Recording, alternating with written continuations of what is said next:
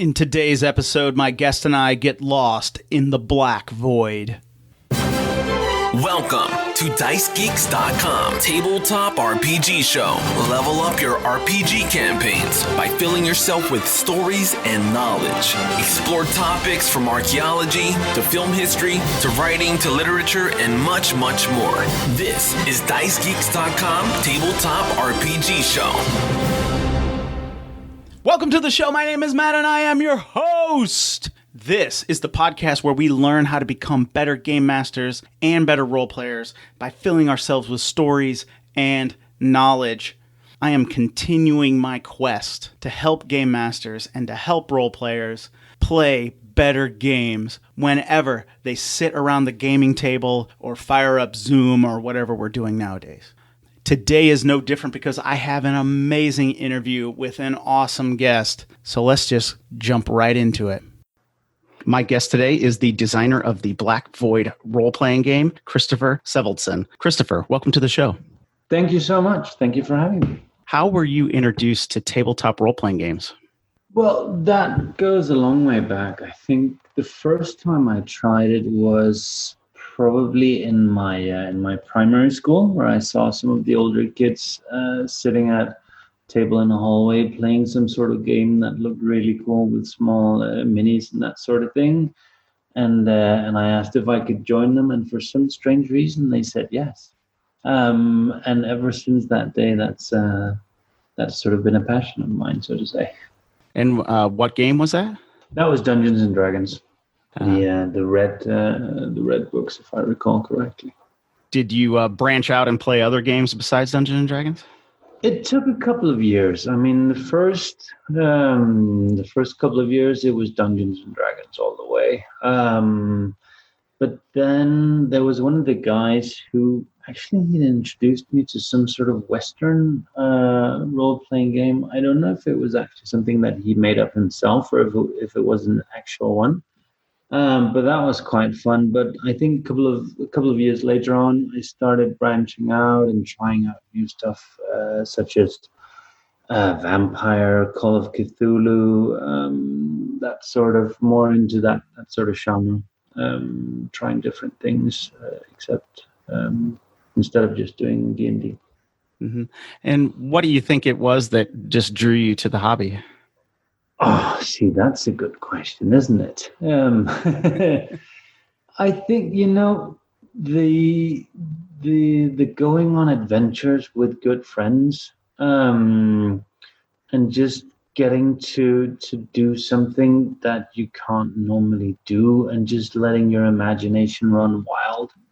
The thing with having no boundaries in what you can do other than what the game master will allow, obviously. But I've been quite fortunate and lucky with the game masters I've had through the years. But just, doing communal stories, building stories together and just having fun with it and just letting your imagination run wild. That's really what it's all about, isn't it?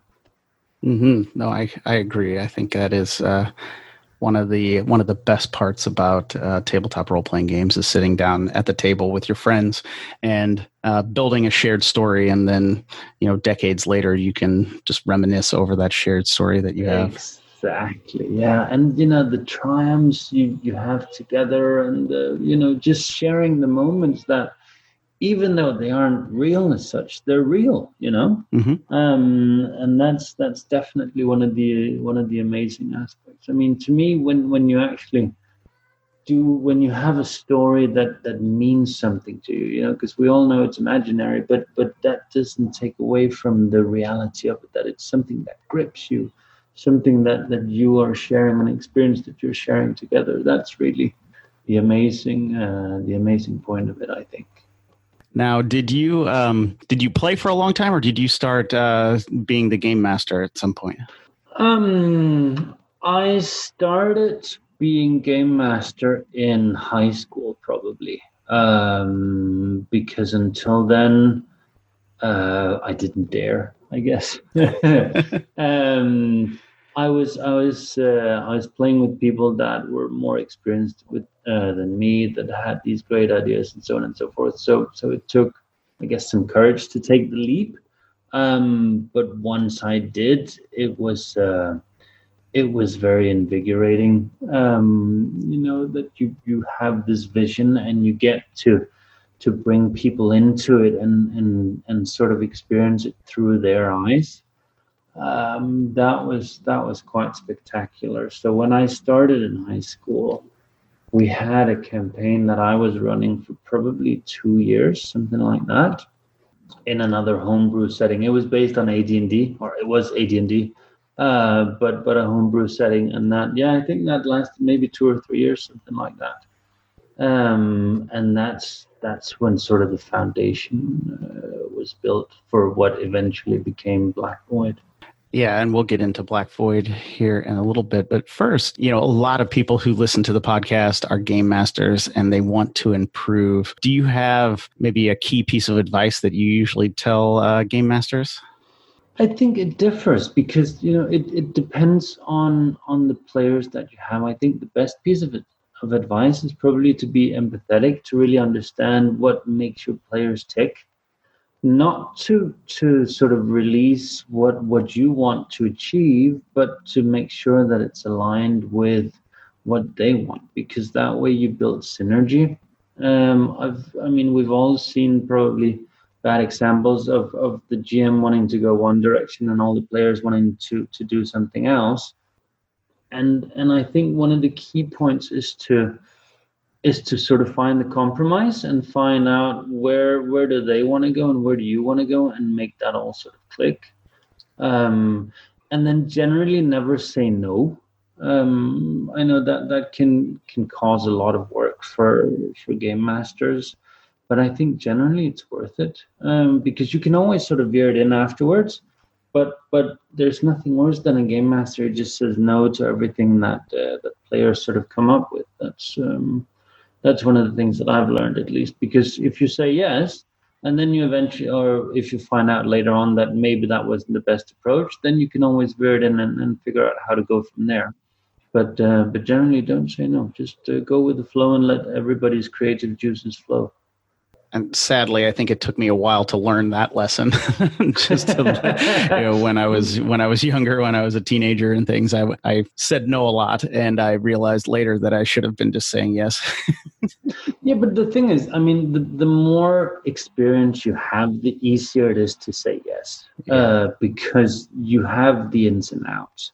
When you're just starting out, you don't maybe have the specter that you will later on, so you may not have the foundation to be able to sort of cope with a lot of the things that gets thrown your way. That comes with experience, and that comes with having been a GM for a while. So there's nothing wrong with that, obviously, but usually the longer you play, the better you get as well at dealing with these situations, definitely. I think that is important to remember as well, that because now, since I've been running games for so long, sometimes I tend to forget that about somebody who are just running their first games. And if I just look back and remember, at my time when I first started, it was more difficult for me to kind of go after some kind of crazy idea, because I was looking more literally at some rules, looking literally at the setting or something like that, instead of just being able to say, oh, well, that rule doesn't exactly apply, but we can kind of bend it to that, or the setting can kind of bend here, because it I don't know, it's just something when you first start, you think you want to take it very literally, like you're reading, like the official manual, everything's official, instead of just being able to, exactly. Bend it a little bit, because that's your only handle to hold on to. So that makes a lot of sense, because you don't have the width and the breadth that you will later on. So you have one safety mechanism, and that's what's written in front of you. So it makes sense that that's what you're grasping onto, and it takes knowledge and experience to sort of be able to go beyond that and do it confidently. So of course, in the first long while, I would say you stick to what's written, probably quite literally, until you learn how to go beyond that. And that's when it sort of expands for you as a GM as well, I think. but you can't really sort of skip that step, I think, because it's sort of what builds the basis and what enables you to go beyond it later on. So obviously there's nothing wrong with it. It's just an initial step that has to be sort of taken. And hopefully your gaming group hangs with you while you learn through it.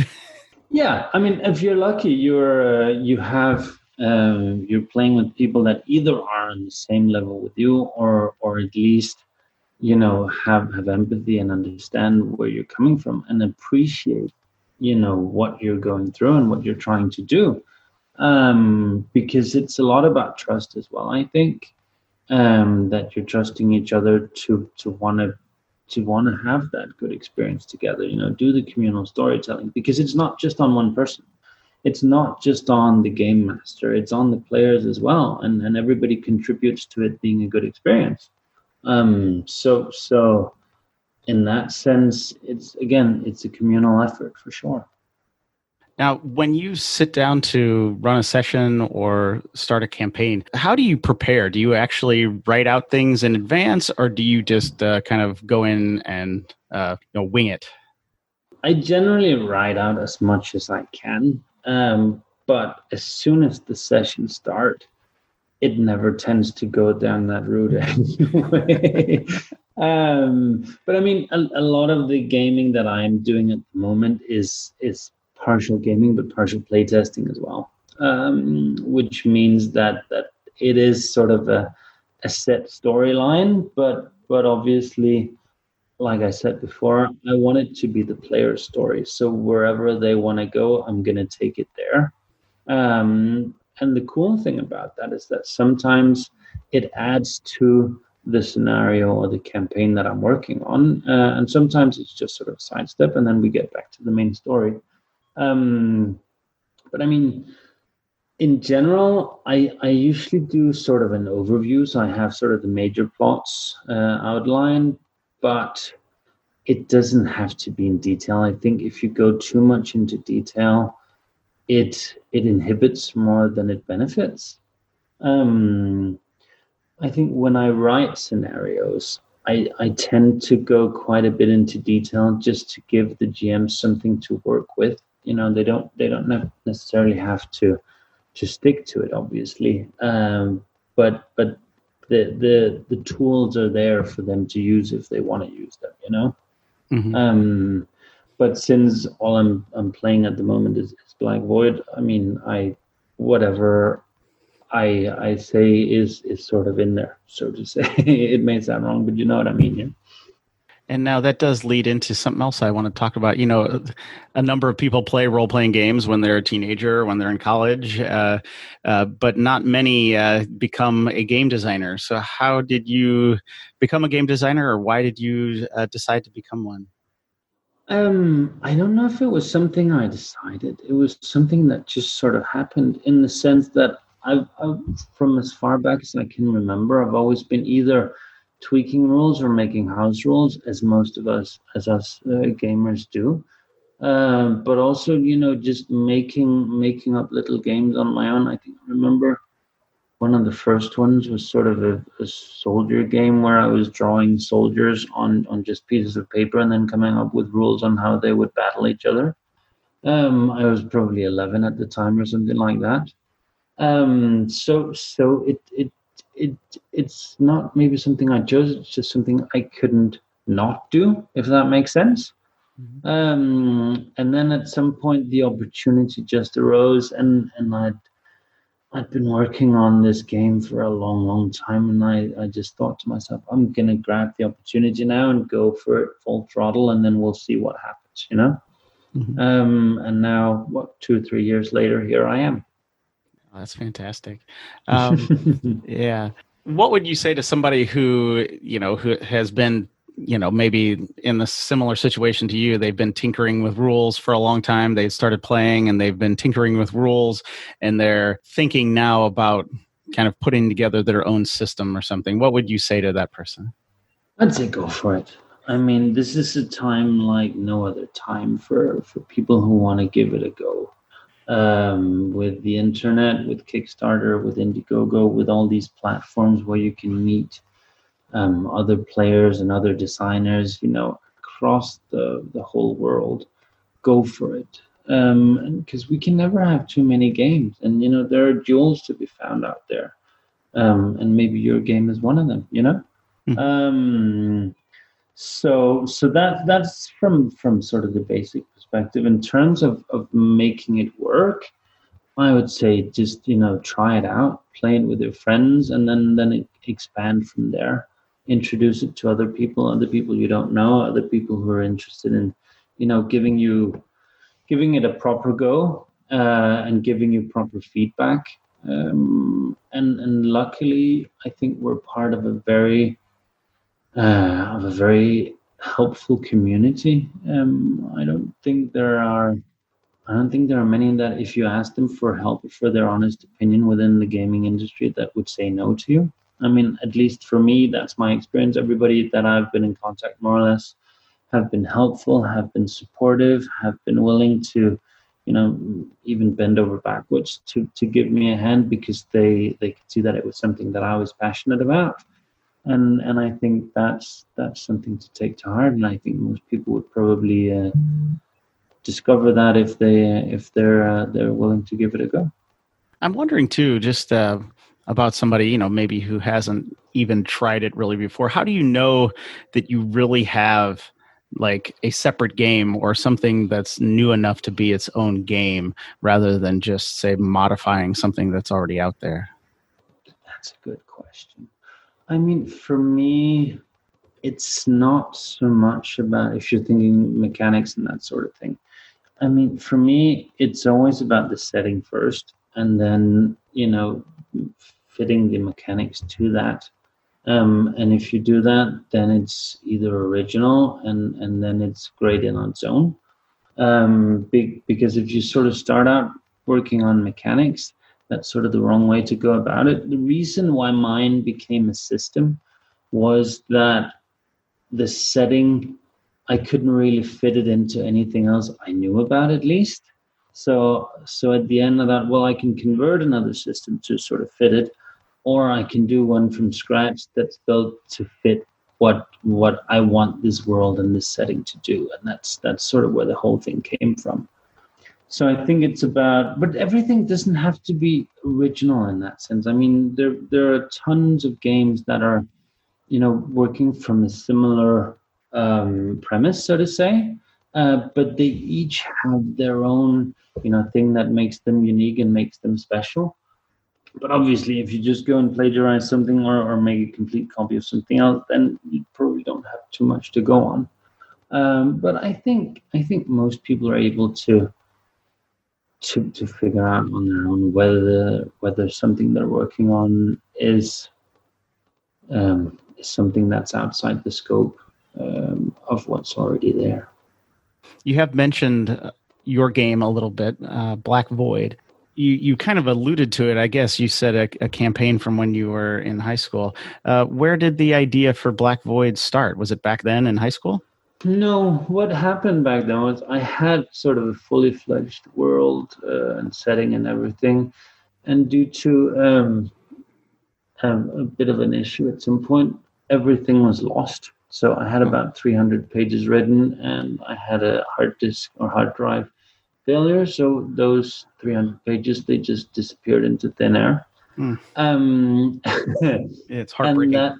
Yeah, it was. But on the other hand, we all know that when you write something the second time, it's usually better than when you write it the first time, right? Yeah. And what I had back then was definitely more sort of generic. So I think if that hadn't happened, maybe I wouldn't be sitting here doing what I'm doing today. So I think Black Void definitely developed over time. I mean, the original idea was not at all what it turned out to be. It's sort of been built as layers upon layers. I think the initial idea started with having, a city or at least some sort of center where you had a lot of different species and races and so on sort of meeting. And then it kind of went from there.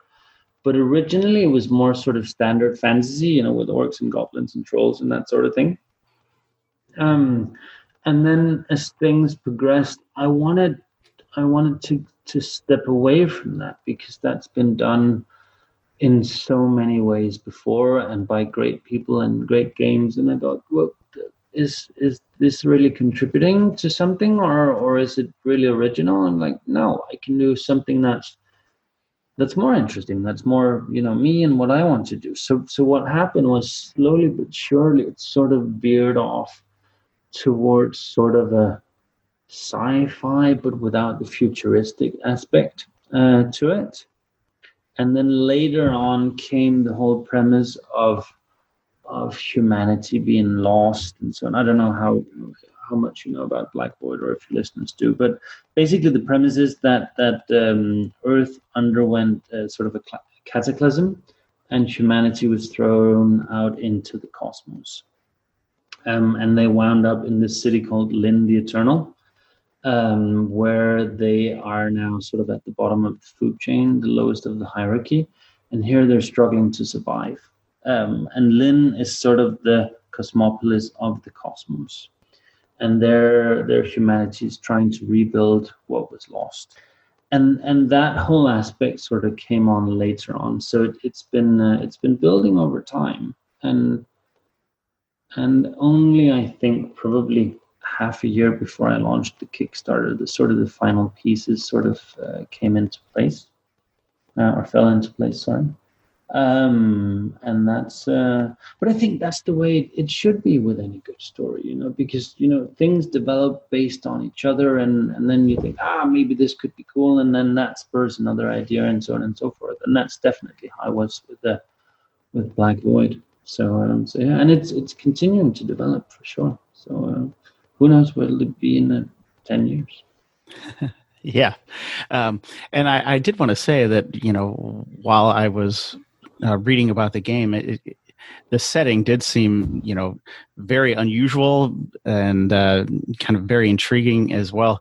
So you said that humanity was, there was a cataclysm and that humanity was flung away from Earth, but you start kind of way back in the past, right? You start with the city of Babylon, right? Yeah. There's a couple of reasons for that. I mean, it's kind. You could sort of see it as sort of an alternative history if you want to. But one of the reasons was that I've always been sort of infatuated by ancient cultures, and particularly from the cradle of civilization, which is definitely Babylon, Mesopotamia, and that area. And I wanted to take something that was sort of back to basics, if you will, and then sort of expand from there on the one hand. On the second hand, it's also that everybody knows about the Egyptians, everybody knows about Vikings, everybody knows about medieval history and all that stuff. So fantasy RPGs generally tend to be built on Western medieval times. And again, I wasn't really fascinated with that in that sense. It's interesting for sure, but I wanted to do something that I didn't know that much about, and we in general don't know that much about, because in history we're often taught about the Egyptians and so on and so forth, but very few people are taught about the Sumerians and the Akkadians and the Babylonians and so on.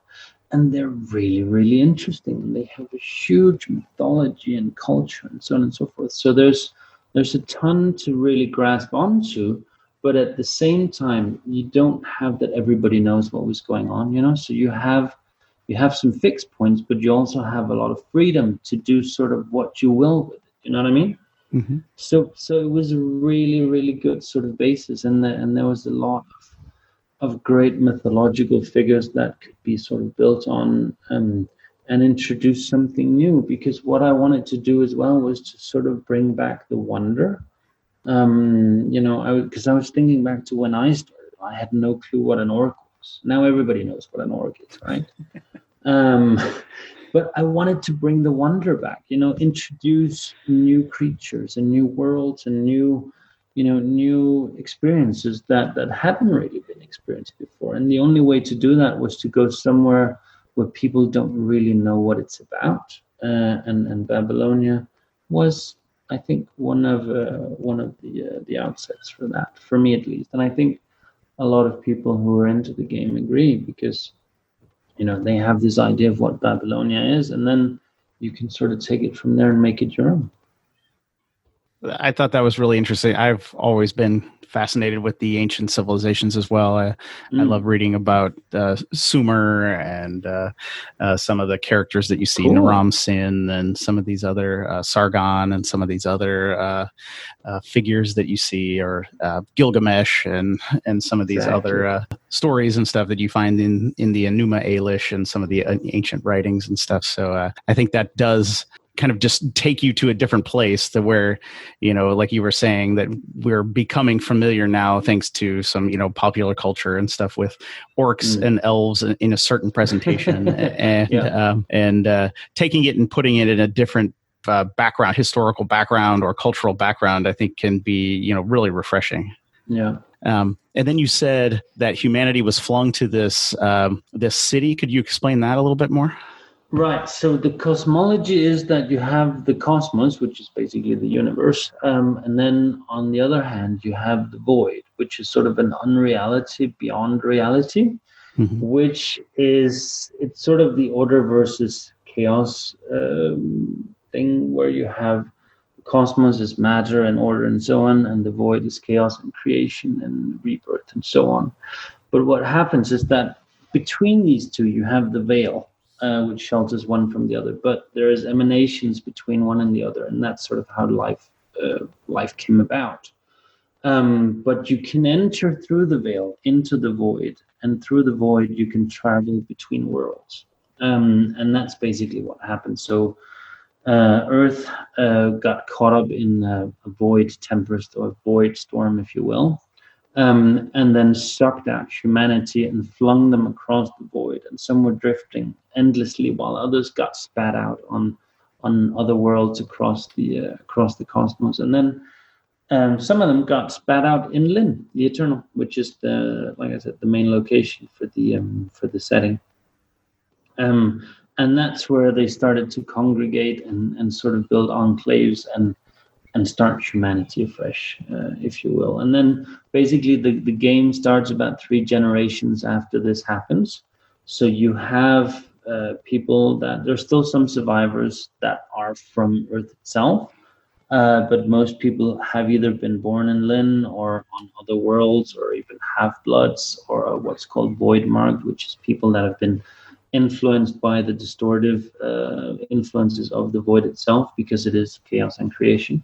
And change, which means that you have humanity as such, but then you have half-bloods, which are half human, half alien, and then you have the void marks, which is half human, or at least some part human and part daimonic or esoteric, if you will, and that's sort of the outset of it. Okay, and then what are some objectives that player characters have? Right. So the premise of it is that there are quite a few. I mean, you can take it and make pretty much whatever you want with it. But some of the major ones is ensuring the survival of yourself and humanity. Because, like I said before, we're sort of stuck. Humanity is sort of stuck at the bottom of the food chain. In Lynn, there's a very strict caste system, and humanity is definitely at the bottom of it. So sort of in the beginning, it's a bit of a struggle for survival. So you can choose different paths. You can either choose to be aligned to an enclave, for instance, and be working to promote that and make sure it doesn't get rolled over by slavers and everybody else who just don't really care about humanity. Or you can go sort of in a more explorative direction and explore the cosmos, or explore Lynn if that's what you want to do. Or you can go searching for Earth because maybe it wasn't destroyed. There's tons of ways to go about it. Oh, that sounds great. Yeah, that's fantastic. We've talked about the setting and some. What about the system? Right. The system is based on the D12. Oh, okay. Because that die needed some love. That's one aspect. The other aspect is that with in Mesopotamia, they used the 6-digit numerals and so on, which really ties in quite nicely with 12. And I thought that 12 it gives a nice range when you roll the dice, because you have exceptional success on a 12 and critical failure on a 1, which means that they happen a lot more frequently than you typically see in D&D, for instance, Pathfinder, and so on and so forth. And I felt that really sort of helped build the stories and build the drama. And it also did that, when you had a +1, it actually mattered. Whereas if you're playing D&D, for instance, a +1 doesn't really make that much of a difference, but in Black Void it does. So if you manage to find a weapon which is of superior quality, for instance, and it gives you a +1, it actually makes a difference. Or if you're wandering around in darkness and you get a -3 penalty, that also makes a difference. So I just think that that going with the D12 really sort of added something to the game and to the drama and the and how you really sort of interact with the system in that sense. So that was sort of the basis of it. And then beyond that, what I wanted to do was I really wanted, whatever I came up with in sort of mechanics to fit what the setting was. So it wasn't that I had a mechanic and then I made that, or I made the setting fit that. It was the other way around. So I had mysticism, for instance, which is sort of similar to psychics. So it's not really magicians in the same way as you have, but it is sort of the magic users of Black Void. So I came up with a system to sort of fit with that very sort of improvisation way of doing things as that really is. And I wanted it to be something that really sort of, allowed you to do whatever you wanted to do, and support the action and the activities of the players, rather than being the other way around where you play to follow the rules. The rules needed to follow how the players wanted to go, So it's sort of loose. I tried to make it as simple as possible, and I think we managed to do that quite well. It might seem a bit much when you read the rules, but when you actually play it, it is very simple and easy to actually do, because everything is based on a few very very simple basics, which is basically you roll your d12 and you add your trait modifier and your capability modifier, and you do that against the difficulty, and then you know whether you succeed or not. Are there classes and things like that, or no? Because classes sort of never made sense to me. I know in some cases I like classes because they make things easy, and we as humans like to put things in boxes because that makes us understand them very easily. But I think for this, what I wanted to achieve was more sort of believability, and to really sort of explore the gray areas, so to say. So classes never sort of made sense. I mean, why should a person who knows how to use magic or mysticism in this case, why shouldn't he or she be able to swing a sword as well? I mean, that or wear armor for that. So that sort of never made sense to me. So it's everything is built by character points.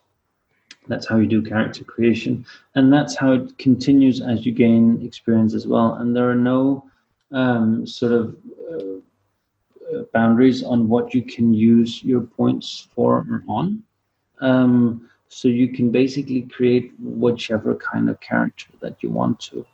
And there aren't any sort of alignment or anything of that sort either, because the game in its essence, as I said before, sort of explores the gray areas, because the whole concept of good and evil doesn't really exist in those, box-like terms, because it just makes it too easy, and that's not how our reality sort of is. Everything is sort of point of view, or not everything, obviously, but most things are sort of point of view, and you can see it from a diversity of aspects and facets, and I wanted the game to really sort of show that, because that's one of the things that I like when I read a book or watch a movie and so on, where you see, the characters develop, and what you may think was, oh, he's such a bad guy, and so on. And then all of a sudden you figure out what the motivation is, and maybe he's not such a bad guy after all, and so on and so forth. So I wanted to get that aspect into the game as well. And that doesn't work when you have things such as classes and alignments, in my perspective at least. No, that sounds fantastic. I was also going to say, as I was checking out the game, that the artwork and the design is amazing. It is beautifully designed, and the artwork is incredible. I have been lucky enough to work with some amazing artists, I have to say, and luckily I'm still working with them. So, So, yeah, I was just blown away by the quality of the art and the design. The character sheet looks almost like a work of art in and of itself. I made that one, so thank you. Oh, well, they're fantastic. They're fantastic looking. So, that is, it is just really, really well designed, really well put together. And I was just kind of fascinated when I was looking at it. Happy to hear that. Thank you. Yeah, no problem. Just a little bit more. You had mentioned, I think, traits and capabilities. Could you talk about that a little bit more? Right. So characters or character creation is basically two different things. So traits is sort of the basic building blocks of your characters. So you have your stamina and strength and intellect and willpower and persuasion and so on and so forth. And when you create a character, you get 24 points to divide amongst these 8 traits, which means you basically can do 3 in each. And that is the human median, or the human average, which means that you don't get any bonuses or penalties to anything you do within these. So what you do is you can maybe turn one down, and then you turn another one up to sort of give you advantages in something and disadvantages in others. Then what you do as well, you can have talents or flaws tied to each trait, which gives you additional both bonuses and penalties, but they don't just do that. What they also do is they sort of define your character as well, because they really sort of tie personality to the numbers, so to say, to really sort of make it a little bit deeper than just having numbers on a sheet. After that, then you can go into getting your different skills. You can have attributes if you're a half-blood, for instance, because basically you're half alien, which means that you can have 4 arms, you can have horns, you can have fangs, you can have claws, you can have wings, if you want to do that. So becoming a half-blood also costs an amount of points, but then you have access to various inhuman attributes. Then you can also choose to be a void marked, which is, like I said before, which is sort of an esoteric being of some sort, which allows you to have the same attributes as the half-bloods, but you can also have esoteric attributes such as regeneration or being ageless, or having daimonic whispers, which is again an esoteric capability, and so on and so forth. Then you have the powers, which you also have to be void marked to have, and you have mysticism, which is basically our version of magic. But like I said, it's more closely related to psychics than it is to traditional magic. Then you have something called blood rituals, which is basically something that everybody can do, which is basically sacrificing a living being to either get blessings or boons, or to do divination, which basically allows you to sort of look into the future or to get answers to questions that your character might want to ask. And again, same as with everything else, that costs points for your character to obtain. And then obviously you have different rankings of that, and you can become more or less proficient in that. And then you have your skills and your combat skills, again, cost points. And that's basically it. So everything is a point-based system. So you can basically build exactly the character that you want to have without being sort of inhibited by preconceptions of class or professions and so on and so forth. You can build more or less exactly what you want to, as long as you stay within the point limits, of course. Now, you mentioned magic a little bit. You said it was more psychic than kind of like a traditional fantasy magic. Could you explain that a little bit more? Right. So, first off, everything mystic is temporary. You don't have any sort of permanent magics in Black Void. And the way it works is that you have 5 different spheres, which is matter, life, void, so on and so forth. And you depending on your trait scores, you can pick one or more of these, which sort of limit you in same as schools in Dungeons and Dragons and so on.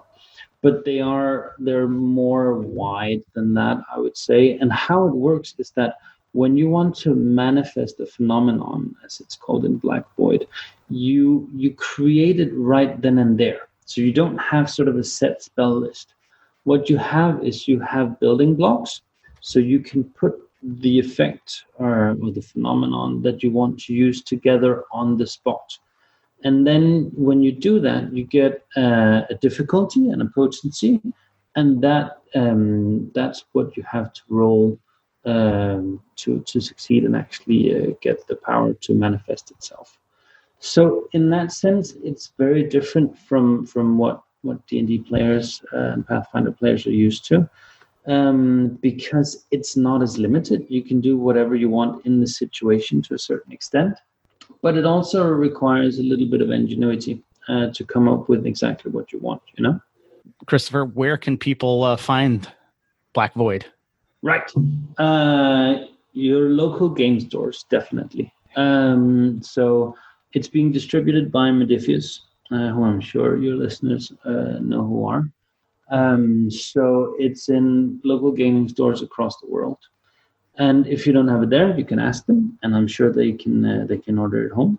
And if not that, then the Modifius web shop or ttrpg, amongst many other places. It's on Amazon as well, and so on and so forth. I will be sure to include links to ttrpg, to Amazon in the show notes for this episode at dicegeeks.com. So anybody who is listening that wants to check out Black Void, they can just head over to dicegeeks.com, find the show notes for this episode, and you'll be able to find all the links so you can read about Black Void, and you can also pick it up if it sounds interesting to you. So and there's a free quick start as well as a free adventure module that you can download both on ttrpg and the Modifius website if you want to give it a go before spending money. Okay, that's great. I will make sure that the free Kickstart and the adventure module are linked up as well in the show notes so people can check those out. Christoffer, it has been fantastic having you on the show today. Thank you so much. Thank you for having me. All right, there you have it, guys. Oh, man, that was a cool interview. Just getting to be able to talk to Christoffer about his game, Black Void, was a ton of fun. So as I mentioned in the episode, you can head over to dicegeeks.com, check out the show notes for this episode. You will find links to the quick start guide of Black Void as well as Christoffer's website, so you can check out his game. Now, if you want some free stuff, head over to dicegeeks.com/free. You'll get 10 free dungeon maps. You'll never miss an episode of this show, and you'll get an email update from me every Friday talking about what is going on here in the world of Dice Geeks, as well as some cool resources or things like that, whatever I feel like throwing in there to help you guys out. Now, if you enjoy these interviews that I do each and every Wednesday, then please consider supporting the show some way. It takes me a ton of time and work to produce these episodes, so I would appreciate your support in some way. You can tell a friend about the podcast. You can rate the podcast. You can leave a review wherever you're listening to this podcast. You can also support the show on Patreon at patreon.com/dicegeeks. Anything that you choose to do to help the show out is greatly appreciated. Now, guys, I thank you so much for listening, and until next week, keep gaming.